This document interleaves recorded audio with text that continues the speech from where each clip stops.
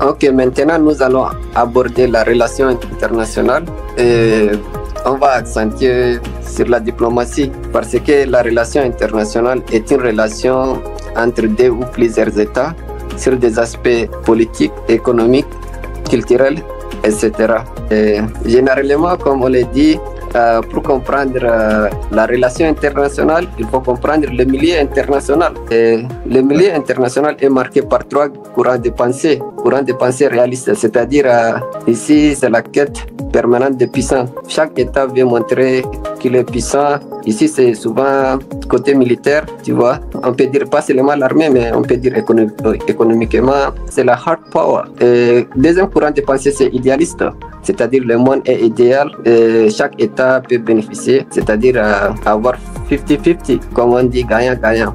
Et dernier courant de pensée, c'est libéraliste, c'est-à-dire la démocratie, c'est-à-dire on essaie de travailler, moraliser les choses, à pacifier, réglementer, et ainsi de suite. Donc, on sait tous que sur le milieu international, la diplomatie est marquée par les pays puissants tels que la Chine, les États-Unis, la France, le Japon et la Turquie. Ce sont les pays qui ont plus de relations diplomatiques dans le monde. Et ces États, ils ont plus de 100 ambassades et consulats dans le monde. Et c'est dommage pour certains pays qui n'arrivent même pas à avoir 20 ambassades et consulats dans le monde. Et c'est là, on peut dire, que les États puissants envahissent le monde. Bien, ok.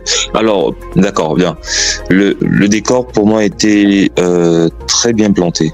C'est-à-dire que ça a été, c'était bref, c'était concis et c'était net et clair. Je vais peut-être rajouter à ce qui a déjà été dit, c'est l'influence, c'est la question de l'influence en fait. C'est que au niveau de la diplomatie, comprendre l'influence, c'est une notion qui est très importante parce que comprendre l'influence permet de savoir qui tire les ficelles du jeu. Et oui, les pays n'ont pas d'amis, donc les intérêts, je pense que c'est bien de le comprendre. Pourquoi cette citation me parle? La citation me parle parce que surtout dans le cadre des pays africains. Alors, pays africains, notamment ceux de... Je parle surtout des pays subsahariens ici. Hein. Okay. Je pense que ça, c'est une citation que les diplomaties africaines devraient du moins écouter ou s'intéresser. De comprendre que les pays n'ont pas d'amis, ils n'ont que des intérêts. On ne peut pas croire que tous nos partenaires sont nos amis. Et aller sur des accords qui ne nous avantagent plus. Ok. Moustapha, tu veux dire quelque chose? Oui. Bon, la relation internationale, voilà, bien sûr, on parle de la diplomatie. Donc, la relation internationale est, selon moi, est beaucoup plus connue sous forme d'une coopération entre deux pays. Et cette relation est généralement officialisé par un traité ou bien un accord sur diverses collaborations entre les deux pays, par exemple sur les plans politiques, économiques, diplomatiques ou bien commercial, etc. Et ce qui favorise le développement d'un pays et sa connaissance à travers le monde.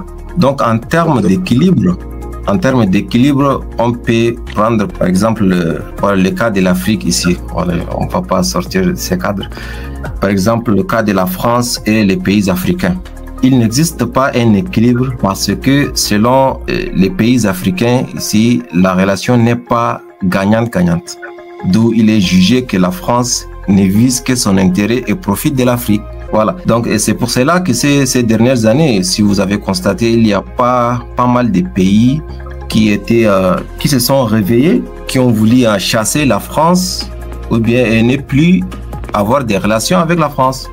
Le cas, par exemple, du Burkina Faso, la Guinée et aussi le Tchad et le Niger aussi, le cas qui est le plus récent ici. Donc, alors, en principe, la coopération entre deux pays doit être plus ou moins équitable. Oui, en principe, comme vous avez dit, les relations entre deux ou plusieurs pays doivent être équitables, mais sauf que ce n'est pas le cas. Bon, ce que je peux dire, c'est que quand on parle de diplomatie, cela implique la gestion des interactions entre États. Donc, la compréhension culturelle aussi et la résolution pacifique des conflits, en fait, sont des domaines ou bien des fonctions, en fait, qu'entreprend les États afin de garder la stabilité, la paix dans leur région et autres. Donc, lorsqu'on est en région internationale, il y a plusieurs points à prendre en compte. Par exemple, le cas de la France et l'Afrique, comme vient de le dire monsieur Oumar tantôt, qui était une relation vraiment, il fallait avoir, on a par exemple d'un côté la France qui a le monopole de pas mal de choses, qui maîtrise pas mal de choses en termes de technologie et est avancée par rapport à nous les Africains, la plupart des pays africains. Donc, et nous, qu'est-ce qu'on veut chez les Français? On veut qu'ils nous amènent aussi à ce niveau, à cet essor technologique qu'ils ont chez eux.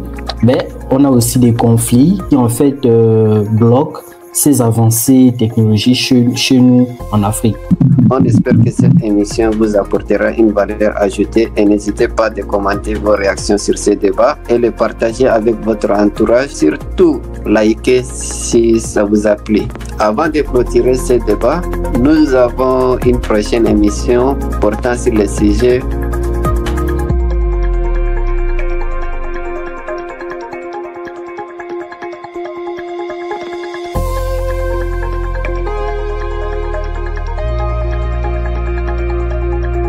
c'est les 50-50 en termes de contributions mutuelles. Le mot-clé, c'est l'équilibre en fait. On ne peut pas faire des relations avec n'importe qui. En psychologie, on nous explique que la notion d'équilibre est très délicate. On considère l'être humain comme une richesse. L'homme est Dieu. La richesse n'est pas seulement l'argent, c'est les relations que tu as avec les gens. Il faut distinguer les bonnes relations et les mauvaises. Est-ce que cela peut vouloir dire que les êtres humains sont amenés à coopérer? C'est pas le cas aussi, parce qu'il y a des gens qui réussissent dans la vie en étant en solo. Derrière les relations, c'est-à-dire qu'il y a un intérêt. Tout peu importe. Quand tu identifies ce que tu veux, tu sais ce que tu cherches. Pour comprendre la relation internationale, il faut comprendre le milieu international. Les pays n'ont pas d'amis, donc les intérêts. Rien ne prouve que si la reçue vient, tout va s'arranger. Exactement. On a perdu notre identité. L'Afrique ne s'est pas réveillée, elle sera toujours victime. Il faut d'abord avoir des dirigeants conscients. Les gens ont besoin de voir des États qui leur ressemblent. Et en Afrique, on se rend compte que l'État ne ressemble pas au peuple. Comment établir une relation équilibrée? Show me your friends and I will show you your future. Pourquoi les riches continuent à s'enrichir et les pauvres continuent à s'appauvrir? Monsieur Oumar, je peux t'interrompre un peu?